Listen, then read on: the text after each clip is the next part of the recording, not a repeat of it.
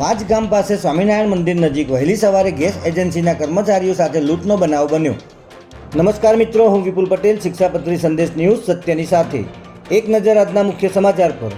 અમદાવાદ જિલ્લાના વાજ ગામ પાસે સ્વામિનારાયણ મંદિર નજીક વહેલી સવારે ગેસ એજન્સીના કર્મચારી સાથે લૂંટનો બનાવ બન્યો છે. બાઇક અને એક્ટિવા પર આવેલા 4 અજાણ્યા શખ્સોએ ગેસ એજન્સીના કર્મચારી ઉપર લૂંટના ઈરાદે હુમલો કરી દીધો હતો, પરંતુ ગેસ એજન્સીના કર્મચારીએ બૂમાબૂમ અને પ્રતિકાર કરતા આસપાસના લોકો દોડી આવ્યા હતા, જેથી આરોપીઓ આ કર્મચારી પાસેથી પૈસા ભરેલો થેલો લૂંટી શક્યા ન હતા, પરંતુ ગળામાં પહેરેલી સોનાની ચેન લઈ ફરાર થઈ ગયા હતા. ઘટનાની જાણ થતાં પોલીસ કાફલો અહીં દોડી આવ્યો હતો અને આરોપીઓની શોધખોળ શરૂ કરવામાં આવી છે.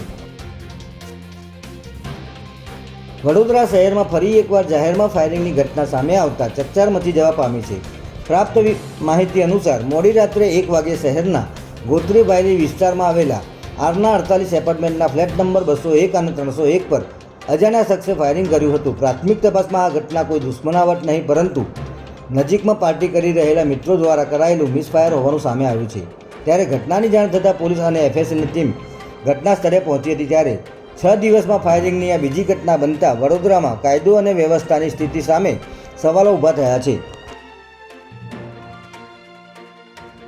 છેલ્લા 24 કલાકમાં રાજ્યના 172 તાલુકામાં વરસાદ નોંધાયો છે, જેમાં સૌથી વધુ જૂનાગઢના માંગરોળમાં 13 ઇંચ વરસાદ ખાબકતા પૂરની સ્થિતિ સર્જાઈ હતી. જ્યારે નવસારીના ચીખલીમાં આભ ફાટતા 2 કલાકમાં 8 ઇંચ વરસાદ પડી ગયો હતો.